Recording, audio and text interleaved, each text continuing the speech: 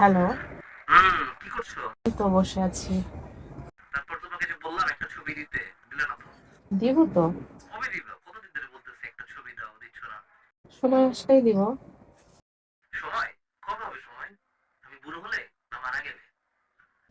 আচ্ছা, একটা কাজ করলে কেমন হয় বলো তো? ঠিক আছে। আমরা যদি দেখাই করে ফেলি। সিরিয়াসলি? হ্যাঁ। কবে কবে বলো আমাকে।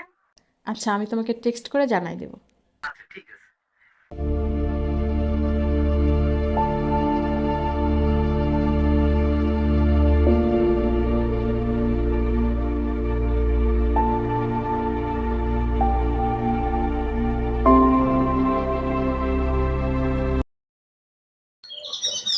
হ্যালো।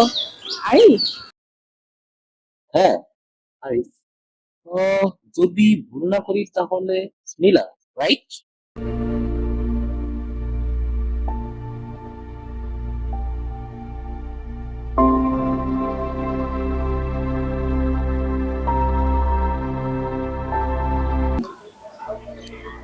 তুমি কি পায়ে ব্যথা পেয়েছিলে?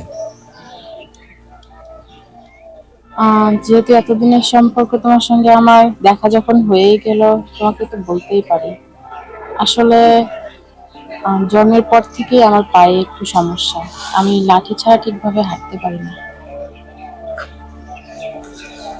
অনেকক্ষণ ধরে তো বসে আছি, একটু হাঁটতে ইচ্ছা করছে। যদি তোমার কোনো সমস্যা না থাকলে আমি একটু হাঁটতে পারি।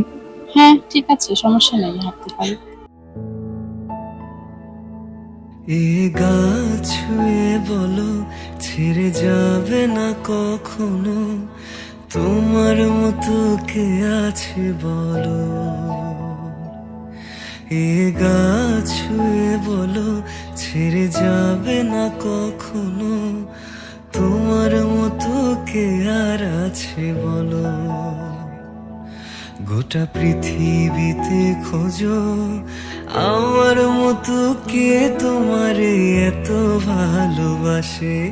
এই মনের ঘরে এসো, এ বুকেরই বাপাশেতে তোমার নামই জপে।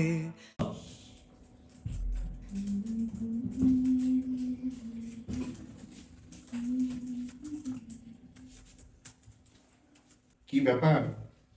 আজকে তো খুশি কেন? কই খুশি ভাইয়া?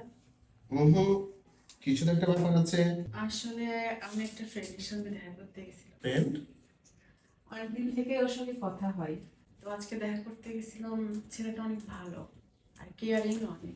আচ্ছা, তাহলে তো আমার দেখা করতে হয় একদিন ওর সাথে। কি যে বলো না ভাইয়া তুমি।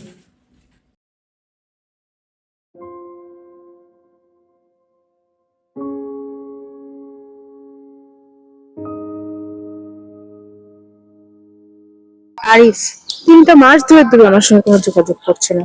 হোয়াটসঅ্যাপ থেকে, ফেসবুক থেকে, সব জায়গা থেকে ব্লক করে দিয়েছো। আর ওই মেয়েটা কে? বলো, ওই মেয়েটা কে? প্লিজ, দোহাই লাগে তোমার, কিছু একটা বলো, প্লিজ বলো। নীলা, বোঝার চেষ্টা করো।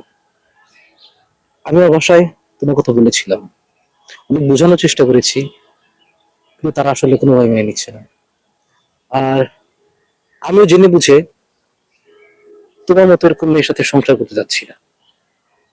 বুঝ দেখো, ভবিষ্যতে আমার বাচ্চা কাচ্চা যদি তোমার মতো হয় তখন।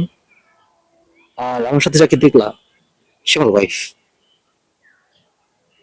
ভালো হয় কি তুমি মুভ অন করো।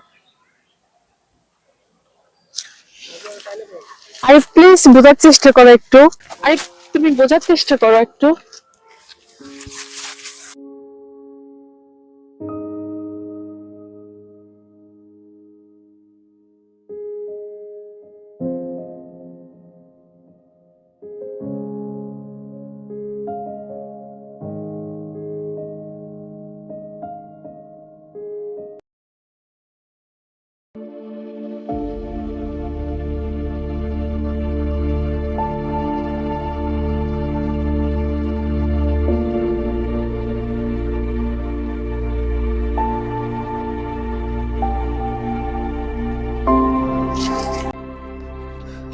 স্যার, আসসালামু আলাইকুম। ওয়ালাইকুম আসসালাম। কি অবস্থা সাগর?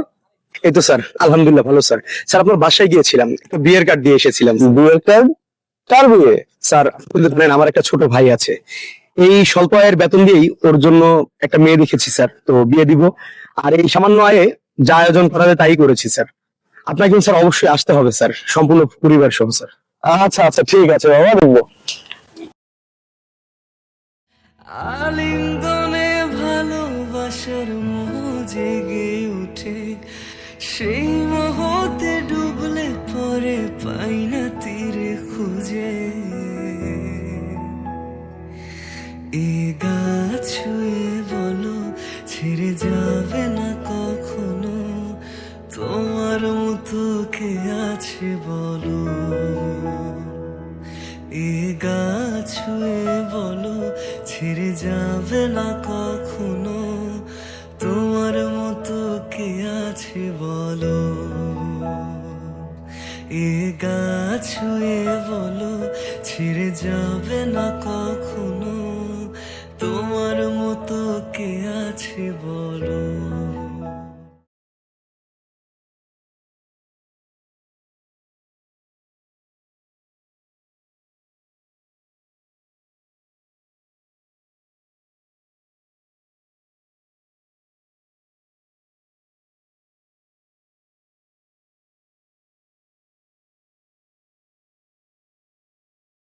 ভাইয়া, আরিফ, অনেকদিন পরে তোমাকে দেখে আমার বোনের কথা মনে পড়লো। একদিন তুমি বলেছিলে না, একজন প্রতিবন্ধীর সাথে জীবন পার করা কোনোভাবেই সম্ভব হয়ে ওঠে না। তোমার এই কথাটা আমার বোনটা নিতে পারেনি, সে জীবন যুদ্ধে হেরে গিয়েছে। একটা বিষয় লক্ষ্য করেছো, একটা সময় যে মানুষটা সাধারণভাবে হাঁটাচলা করতে পারতো, আজ সে লাঠি ছাড়া উঠে দাঁড়াতেও পারে না। সমস্ত কিছু উপেক্ষা করেও আমার বোনটা তোমাকে নিয়ে বাঁচতে চেয়েছিল, কিন্তু দেখো আজকে সে আর আমাদের মাঝে নেই। আমার বোন বলতো, ক্ষমা মানুষকে মহৎ করে।